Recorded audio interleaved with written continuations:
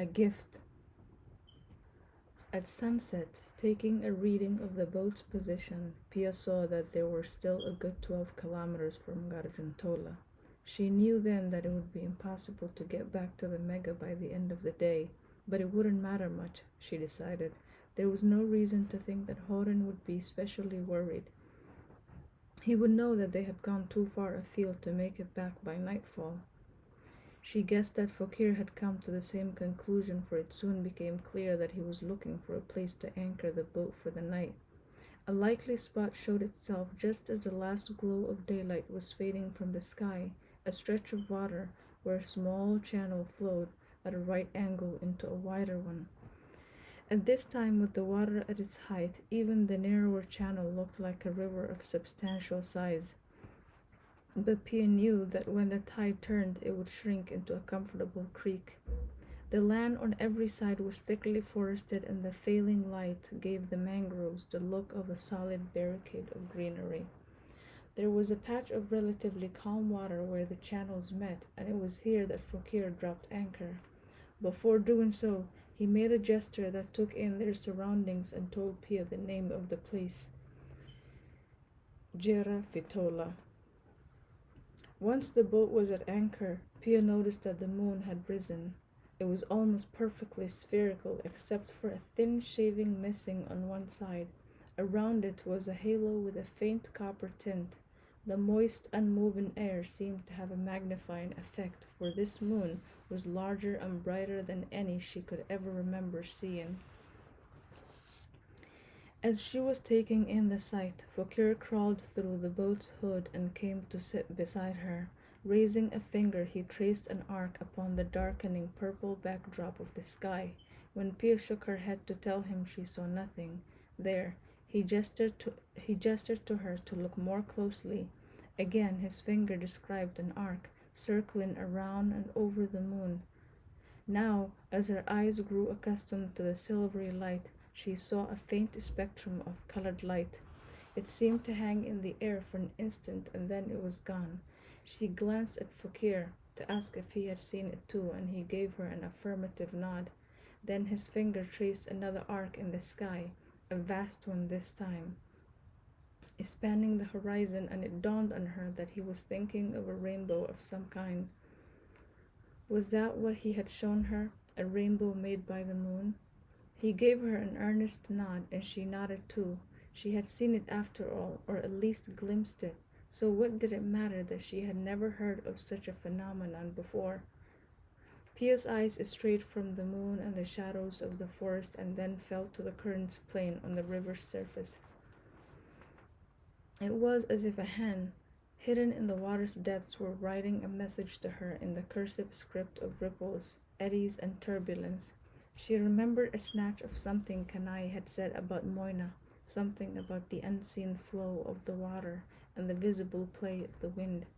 Did he, Fakir, understand what it meant to be the kind of person who could inspire and hold such constancy, especially when it was overlaid with so much pain and so many difficulties? What could she, Pia, offer him that would amount to even a small part of what he already had? They sat unmoving like animals who had been paralyzed by the intensity of their awareness of each other. When their eyes met again, it was as if he knew at a glance what she was thinking. He reached for her hand and held it between his, and then, without looking in her direction again, he moved off to the stern and began to kindle a fire in his portable stove.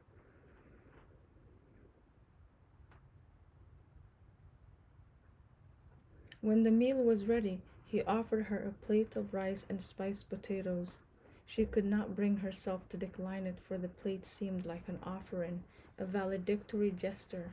It was as if their shared glimpse of the lunar rainbow had somehow broken something that had existed between them, as if something had ended, leaving behind a pain of a kind that could not be understood because it had never had a name. Afterwards, when the stove and the utensils had been put away, Pia took one of Fakir's blankets and went to her usual place in the bow, while he retreated to the shelter of the hood. She remembered the letter Kanai had given her and took it out of her backpack. It would be good to have the distraction. She needed to think of something else. Fokir saw her peering at the envelope in the moonlight and he passed her a matchbox on a candle.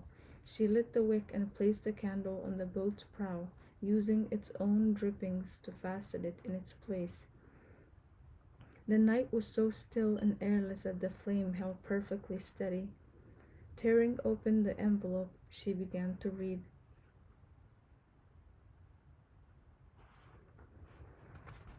Dearest Pia, what does it mean when a man wants to give a woman something that is beyond price, a gift that she, and perhaps only she, will ever truly value? This is not a purely rhetorical question. It is inspired by a genuine perplexity, for I have never known this impulse before. For someone like me, a man whose chief concerns have always been with the here and now, and let us admit it, with myself for the most part, this is new ground, uncharted terrain. The emotions that have generated this impulse are of a shocking novelty. Would it be true then to say that I have never been in love before? I had always prided myself on the breadth and comprehensiveness of my experience of the world. I had loved, I once liked to say, in 6 languages. That seems now like the boast of a time very long past. At Gargantola, I learned how little I know of myself and of the world.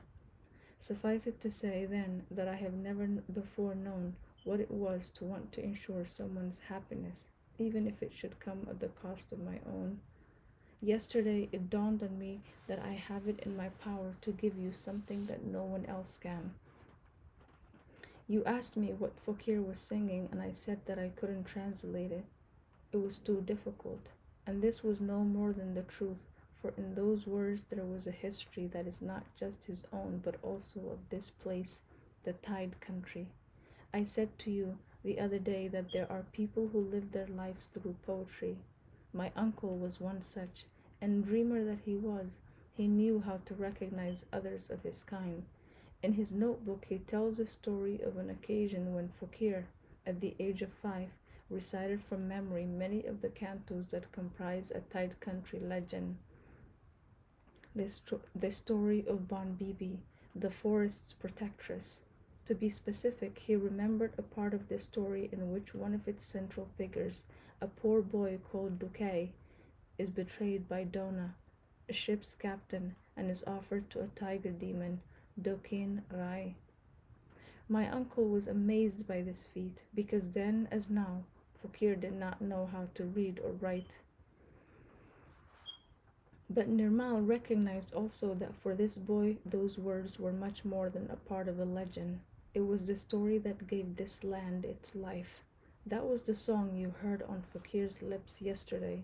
It lives in him, and in some way perhaps it still plays a part in making him the person he is. This is my gift to you. This story that is also a song, these words that are a part of Fakir. Such flaws as there are in my rendition of it, I do not regret, for perhaps they will prevent me from fading from sight as a good translator should. For once I shall be glad if my imperfections render me visible.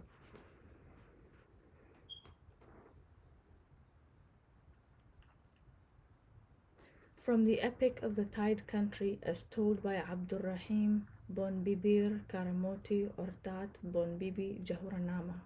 The miracles of Bon Bibi, or the narrative of her glory. The story of Dukei's redemption. The next day at dawn, Dona spoke to all his men. Let's turn and go back to Kedokali again. From his perch, Dokin Rai watched the ship setting sail. He thought, he's decided to follow this trail. So to Kedokali went the demon diva, gathering his followers from near and afar. His honeybees came swarming, they numbered in lakhs. He ordered them all to yield their honey and wax. The forest was filled with the buzzing of bees as the swarms set to work, hanging their hives from trees. Soon on his boat, Dona sighted Kedokali, his heart filled with joy at the thought of all he would see. After his men had beached their ships on the shore, He said, "Come, let us look for beehives once more." To the forest they went, Dona leading the way, and there they were, not just one, but an amazing array. When they turned back at last, gladness lightened Dona's head. After much food and drink, he went off to his bed, but late at night he began once more to dream. Suddenly Dokin Rai appeared, his eyes agleam. "The time," said the demon, "is at hand for our tryst. Be sure to say my name when you go to the forest. Although the bees will leave at the sound of my name, do not think that the honey is all yours to claim. And there's one more thing I must tell you about. However large your party, let there be no doubt. Let no man touch the hives that hang in the jungle. Your sailors must only look and marvel. The bees will open the hives and carry the combs. They'll load them on your boats for you to take to your homes. But remember, on Duque we've made a bargain. He must be left behind when you board your sampan. Take care, beware. I want no excuse or pretext, or it will be your life that's in jeopardy next." With these words the diva vanished into the night, while Dona slept on till the first crack of daylight. He spoke to his men at the first namaz of the day. "We must go to the forest, all except Duque." When the boy learned he was to be left behind, he cried out aloud, "Cha-cha, I must speak my mind." Wiping the tears away from his cheek with an unsteady hand, he said, "I know it's all going just as you'd planned. Do you think I don't know of your deal with the diva? You're going to sail home, leaving me here forever." "Who told you this?" said Dona, feigning a laugh. "Wherever did you hear such a tale and a half?" Leaving Duque to cook dinner, Dona led the way in the forest. They were met by a dazzling display. Though they whispered and marveled, not one of the men dared touch the hives till the diva's name was spoken. At the sound of those words, the bees began to swarm, and a demon host came flying, raising a storm. Hearing their lord's name, they rushed into the forest to load Dona's boats and to speed him on his quest. Then said Dokin Rai, "Look, Dona, watch my power. My army will load your boats within the hour." He spoke to the demons and ghostly ganas, the denis, the pishaches, and all the rakshasas. They made the honey into a portable hoard and took it to the boats, carrying it on board. When all was ready, Dokin Rai said, "My job's done. Your boats are full to the brim, every single one." Dona went to the boats and with his own eyes saw they were all loaded and could not take any more. Then said the diva, "Here's still better reward. Empty your boats and throw the honey overboard. With a rich load of wax I'll fill your boats instead. It'll freshen your fortune and bring luck on your head. Forget the honey. Your kismet is much better. Take the wax instead. You'll see, it'll make you richer." So into the river Dona poured his honey, and so that creek came to be known as Madhu Kali, and the place where Dona chose to pour his cargo. There the brackish tides turned sweet and mellow. Then it was time for a new and richer hoard. "Now listen to what I say," said the demon lord. "When you sell this, you'll see I've given you a boon. You'll live like a king and it'll bring you good fortune. But don't forget to leave the boy. Be warned. Listen. Recall how this began. Duque was the reason. Don't try any tricks or attempt any ruse. I'll drown you in the Ganga and all your ships you'll lose." With these words he left, vanishing beyond appeal. In the meantime, Duque sat in the boat trying to cook a meal, but the firewood was wet and the pots would not boil. Tears were the result of his unrewarded toil. Then he spoke a name, his voice muted by sorrow, and Bon Bibi heard him in distant Burkunda. In the blink of an eye she crossed the divide.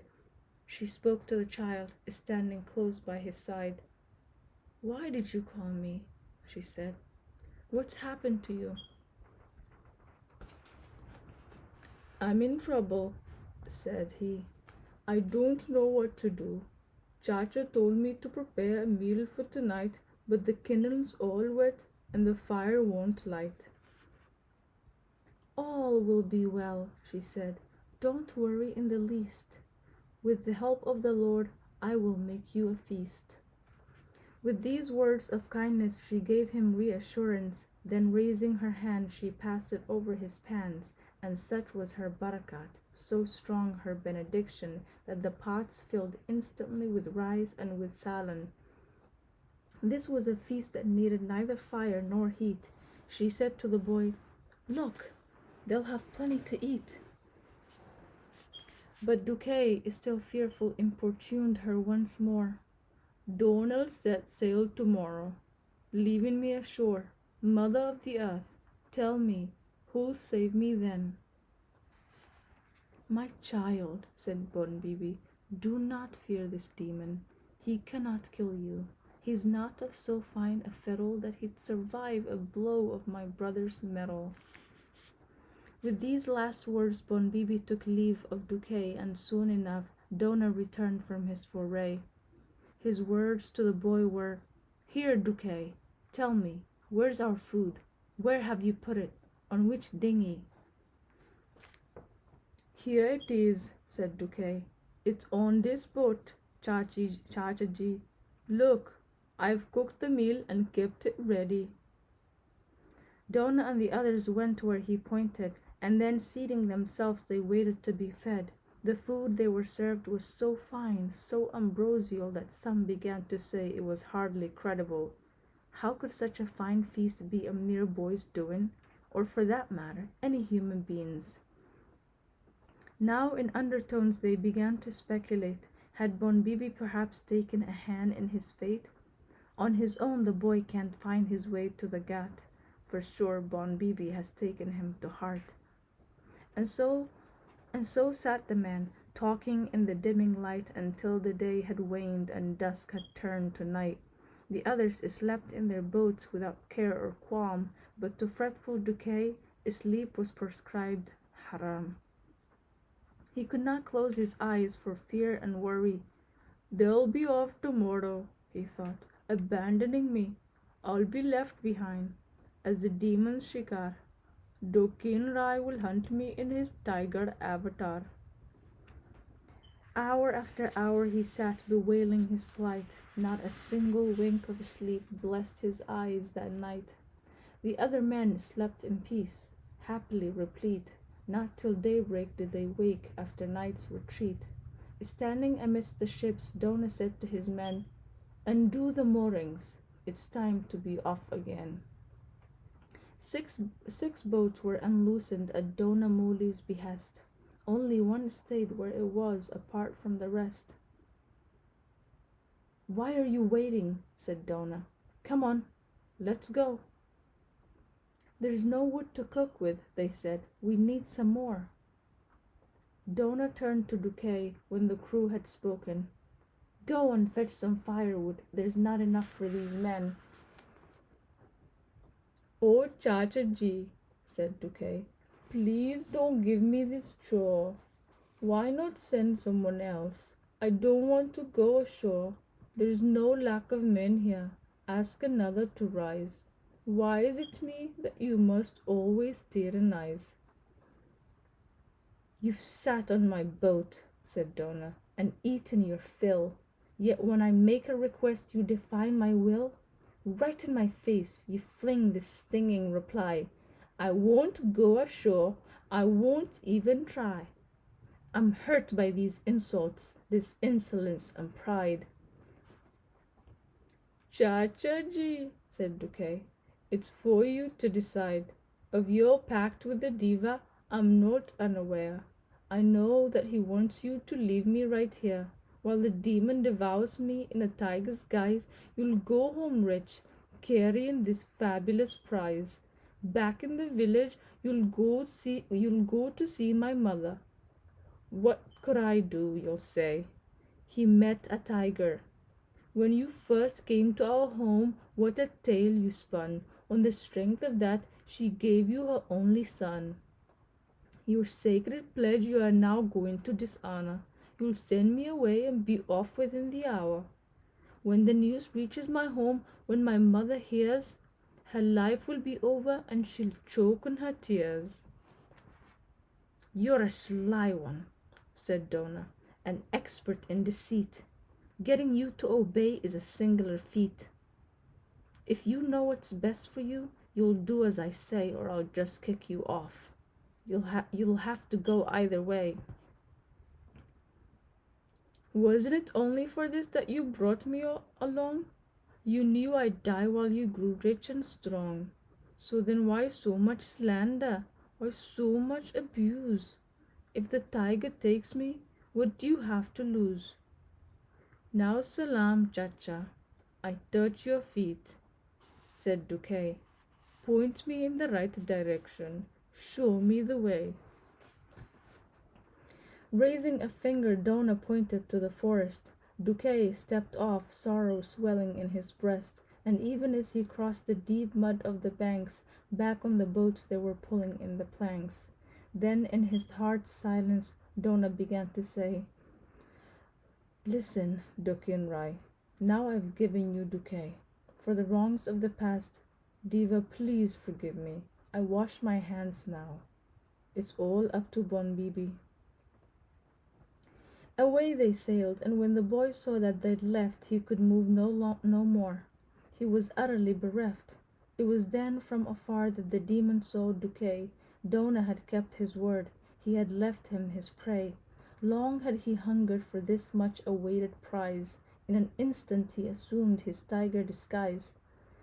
How long has it been since human flesh came my way?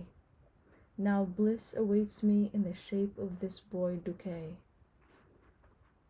On the far mud bank, Duque caught sight of the beast. That tiger is a demon, and I'm to be his feast. Raising its head, the tiger reared its immense back, its jowls filled like sails as it sprang to attack. The boy's life took wing on seeing this fearsome sight. Oh, ma, Bon Bibi, deliver me from this plight. Where are you, oh mother? Why are you keeping away? If you don't come now, it'll mean the end for Duque. With these words on his lips, Duque lost consciousness, but Bon Bibi far away had heard his cry of distress. I heard the child call, she said to Shah Jungali. The demon will kill him, brother. Quick, come with me. That devil's desires have outrun him of late. His appetites have grown. They're like a flood in spate. We can't let the boy vanish into that vast maw. In the blink of an eye they crossed to the far shore. When Bon Bibi saw Duque lying motionless, she took him to her lap with a gentle caress. There lay his body unmoving and dust defiled, while the world's mother strove to rouse the inert child. Then Shah Jongali knelt beside Duque's still form and breathed life into him with the Isme Azam. Roused to anger, Bon Bibi spoke to Shah Jongali. It's time to cure this demon of his devilry.